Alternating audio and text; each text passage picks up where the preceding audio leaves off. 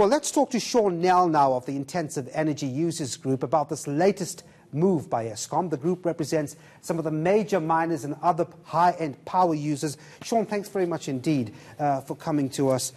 Are your members concerned about losing money with these latest power cuts?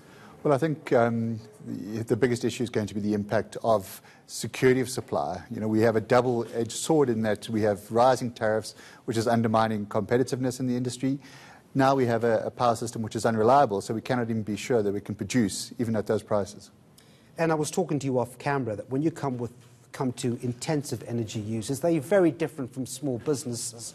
It's more dramatic, it's more consequential, isn't it? Well, of course. I mean, I think the big issue is in these environments, to bring down a plant very quickly is almost impossible. You have deep underground miners, you have safety concerns, you have very heavy furnaces, which if you switch off has an impact on their ability to come back online, impacts the capital equipment. So the ability to be agile in these environments is very hard for the large energy-intensive users.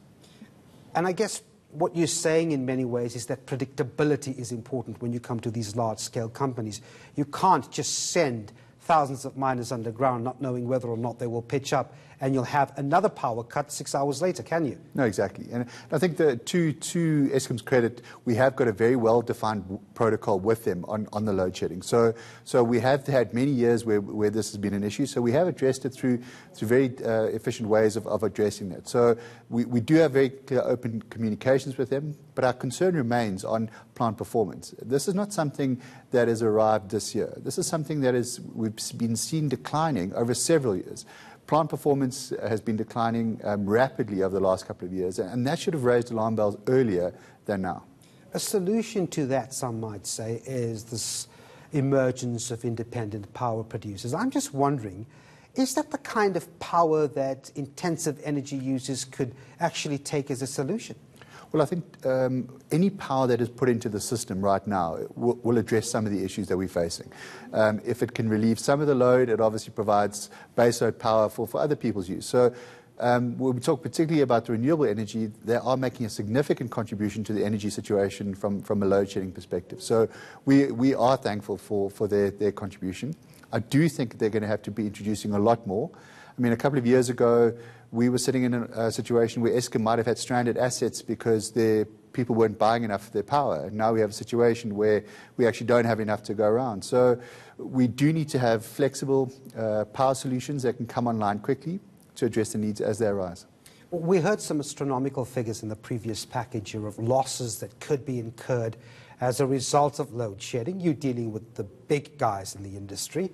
These are some of the numbers. 2 billion rand a day is what we heard in the previous package. What kind of figures did they talk about in terms of losses? Yeah, well, I mean, you know, starting in 2008, NERSA tried to quantify what the losses to the economy would be of load shedding. And they came up with a number which said 75 rand per kilowatt hour unserved energy. And that's where Chris got that number of the 2 billion rand. But the reality is we start having unintended consequences, which are not really quantified in those measures. Confidence in the economy evaporates.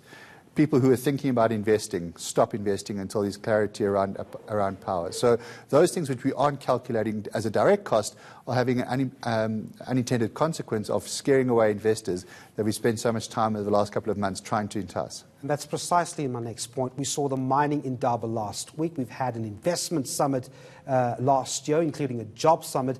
But when those members, let's just take your members, for example, want to expand the operations, build more factories, create more jobs, without power predictability, they wouldn't expand a factory, would they? 100%. You know, so not only about security of supply we're concerned about, because there's no capacity right now to expand. You know, even though the power system has 45,000 megawatts available, we can't serve 30,000 at the moment. So even if we wish to expand, we can't from an availability of power. But second of all, we also don't have clarity on where the pricing is going to go. We are keenly looking forward to see what government will do with Eskom's debt, because without government stepping in and looking at a fundamental change to the way Eskom is operating, those prices will be unsustainable. I've got a few seconds, Shaun, before I let you go. This unbundling of the utility, which is likely, if it does happen, would happen in 2 years' time, is there a solution somewhere in there? Well, I think it's a step in the right direction. It's something that has been called for the last 20 years, and it's finally now taken place. Yep. One, it'll give us flexibility from introducing new players into the generation space, but also will give transparency on costs, and we can hold Eskom to those. Shaun Nel from the Intensive Energy Users Group, thanks very much indeed for talking to us.